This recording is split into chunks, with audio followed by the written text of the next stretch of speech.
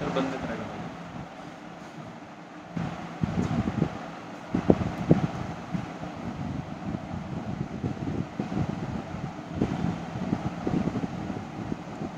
Sir Shripad काय?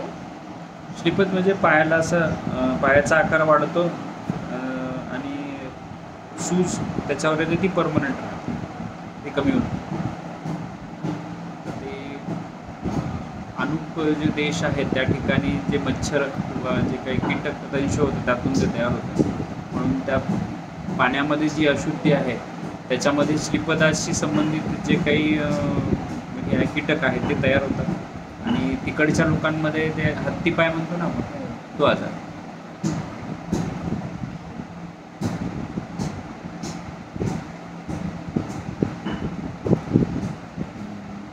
बंगाल, माळवा व उत्तर कोकण या देशातील नद्यांच्या पाण्यापासून मूळ व्याध उत्पन्न होतो. महेंद्र पर्वतापासून निघणाऱ्या नद्याच्या पाण्याने उदर व श्रीपद व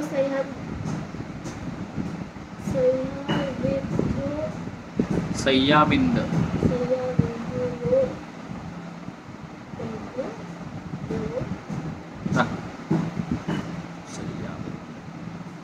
कुठे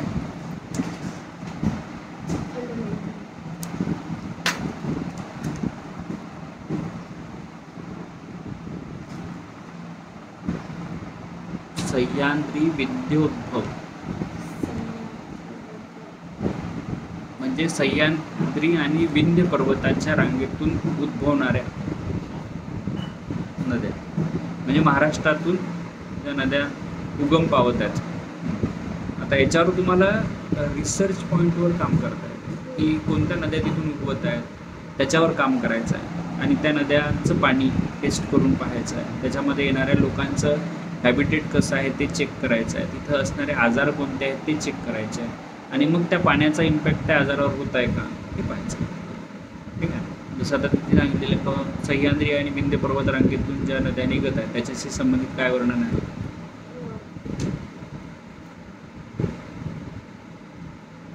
नद्यांच्या पाण्यापासून कुष्ठ, पांडू व शिरोरोग उत्पन्न होतो.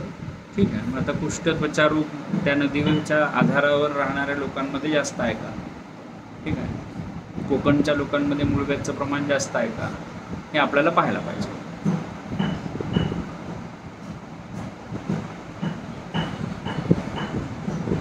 व परियात्रजन्य नद्यांचे पाणी त्रिदोषनाशक आहे व त्यांच्या योगाने बल व वीर्य वाढते. समुद्राचे पाणी त्रिदोषकारक असते. आता इथे त्यांनी सांगितलं, इथे ते वर्णन आहे परियात्रा म्हणजे परिक्रमा. त्यांनी काय सांगितलं? परियात्रा परिक्रमा जे आहे त्याच्याशी संबंधित काय वर्णन आलेलं आहे? त्रिदोषनाशक आहे. आणखी काय आहे वर्णन आहे? त्याच्या योगाने बल व वीर्य वाढते आणि समुद्राचे पाणी त्रिदोष वाढते. ठीक आहे. म्हणजे जी नर्मदा नदी आहे आणि तापी नदी आहे या दोनच नद्या अशा आहेत त्याची परिक्रमा केली जाते. तर त्यातलीही नर्मदा नदी जी आहे तिचं जलपात्र जे आहे ते तिन्ही दोषाला कमी करणारा आहे. म्हणजे एखादा व्यक्ती विचार करायचा, याच्यातून हे ट्रीटमेंट पॉईंट ऑफ व्ह्यू कसा विचार करता येईल. एखाद्या व्यक्तीला आजार झालेले असतील तर त्याला नर्मदा परिक्रमा करायला लावायची.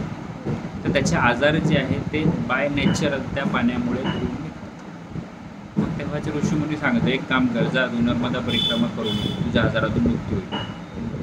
हे त्यांना माहिती आहे की नर्मदा परिक्रमा केल्यानंतर तो पाणी नर्मदेच पिणार आहे, दुसरीकडचं कुठं पिणार आहे?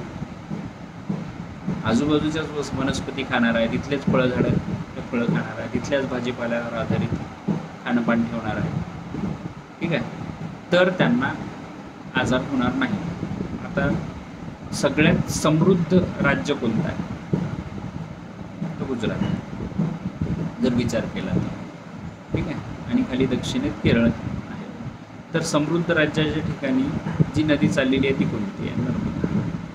त्यांच्यामध्ये आजाराचं स्वरूप, त्यांच्यामध्ये विचार करण्याची पद्धत, त्यांच्यामध्ये काम करण्याची पद्धत आणि त्यांचं ॲक्टिवेशन जे आहे एनर्जी लेवल ही जास्त आहे. का? कारण की ते पाणी तशा ठिकाणचं परिक्रमेचं पाणी त्यांच्या सतत पोषण करत आहे. म्हणून येणं केनं प्रकारे ना ते नर्मदा नदीचंच पाणी पूर्ण याच्यामध्ये जात असेल. कुठे? पूर्ण गुजरातमध्ये मॅक्झिमम नर्मदा नदीचं पाणी प्रगट होत असेल. म्हणून गुजरात किंवा त्याच्या आजूबाजूचा जो प्रांत आहे त्याच्यामध्ये समृद्धीचं प्रमाण जास्त आहे, कारण आरोग्य लेवल जास्त आहे, आरोग्याचं प्रमाण जास्त आहे. इथल्या गायी, गुजरातच्या गायी, गुजरातच्या गिर गाईचं दूध, ठीक आहे, किंवा गुजरातची जी कोणती गाय आहे त्या गायीपासून तयार झालेल्या सगळे प्रकार गुजरातमध्येच काय एवढ्या मोठ्या प्रमाणात फूड इंडस्ट्री चांगली आहे. तर याचा विचार जर केला तर तिथं नदी जी आहे ही पोषणाचं काम करते, सर्वायवल खूप जास्त प्रमाणात येते. मोठे मोठ्या संस्कृती जी आहे ते नदीच्या काठावरच आहे. तर सिंध संस्कृती किंवा ह्या नद्या ज्या आहेत त्या ठिकाणी प्रगती होताना दिसत असेल तर ते कुठं ना कुठेतरी त्याचं नदीचं पाणी इम्पॉर्टंट आहे. कारण की जलाचं स्वरूपच सांगितलेलं आहे. जल जे सांगितलेलं आहे ते स्नेहानं सांगितलेलं आहे, स्निग्धता भाव आहे त्याच्यामध्ये.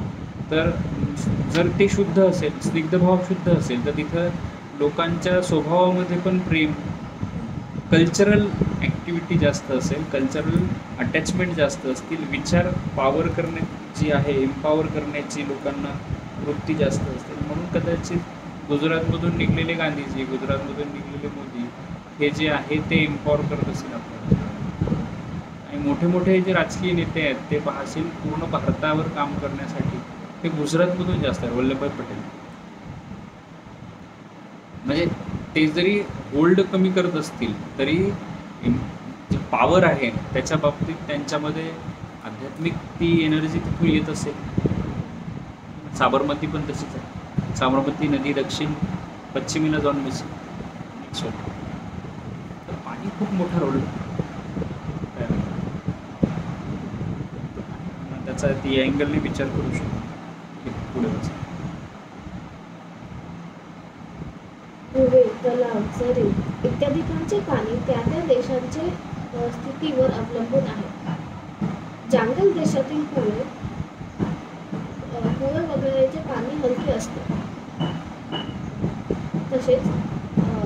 तेच अनेक देशात जड असते व पर्वतावर किंवा डोंगराळ देशात फारच हलके असते. साधारणतः आपण पाहायला पाहिजे की नर्मदा नदी कुठल्या कुठल्या राज्यातून फ्लो होते, कुठून सुरू होते, कुठे जाते, ते फ्लो चेक करायला पाहिजे. आणि तिथं असलेली जी समृद्धी आहे किंवा तिथं असलेली संस्कृती जी आहे ती जास्त इतर संस्कृतीवर डॉमिनेट होत होती ते पण पाहायला पाहिजे. तो पण एक पॉईंट असला पाहिजे त्याच्यामध्ये. तिथं असलेल्या आहारातल्या भागामध्ये काय काय गोष्टी वापरल्या जात होत्या. कारण की होऊ शकते की त्यांची लाईफस्टाईल खूप जास्त इम्पॅक्ट करत असेल या सगळ्या गोष्टी. पाणीच सगळ्या गोष्टीसाठी कारणीभूत आहे. शरीराला सर्वायवल म्हणजे अन्न जे आहे हे एक पर्याय आणि पाणी. तर जलापासूनच अन्नाची निर्मिती आहे, जलाशिवाय तर नाही काहीच. आणि समृद्धी जिथं जिथं जल चांगलं असेल तिथं चांगलं आहे. महाराष्ट्रातल्या कुठल्या भागामध्ये आणि महाराष्ट्रातून जाते का नर्मदा, काही ठिकाणाहून जाते. महावर सर्च करा. कालच एक जण विचारतो पितृदोष जो घालवायचा आहे तो नर्मदेमध्ये शुद्धिक्रिया होते. आपण याचा विचार करत नाही, आपण त्याला काय समजतो अंधश्रद्धा. पण अंधश्रद्धा नाही आहे, ठीक आहे. ही परिक्रमा अंडर येते. परिक्रमेच्या एक भागातला भाग आहे ओंकारेश्वरपासून निघताना किंवा नाशिकच्या ठिकाणी ते का तसं होत असेल तर नाशिक शब्दामध्ये नर्मदा शब्द आलेला आहे. नर्मदेला तिथे देण्यासाठी नाशिक शहराची निर्मिती झाली. तिथे जे पिंडदान बाकी क्रिया करतात त्याच्यातून तुमच्या कुटुंबावरचं जे शुद्धी आहे ती तिथे घडत. एक नवीन पॉईंट की एक त्याचा कनेक्ट तिथे आहे. म्हणजे आतापर्यंत जी अंधश्रद्धा म्हणत होतो त्याच्यामध्ये काहीतरी एक भर पडली की अंधश्रद्धा नाही आहे, ती बाय नेचर कुठून येणारी शुद्धतेचे जे पाणी आहे त्या पाण्याने तुम्ही, कारण जल हे स्वच्छतेचं प्रतीक. जल हे शुद्धी करणार आहे. त्या क्रियेचा संबंध नाही. आपण क्रिया नाही ठेवल्या, कर्म नाही ठेवलं, कर्मकांड नाही ठेवलं तर लोक जाणार नाही. कर्मकांडाचा तिथं काहीही रूल नसेल, कदाचित असेल तर तो त्यांनी वास्तुशास्त्राच्या हिशोबाने तिथे ठेवला असेल की कर्मकांड काही करायचे आहे, त्याच्या अनुषंगाने लोक तिथे येतील आणि त्या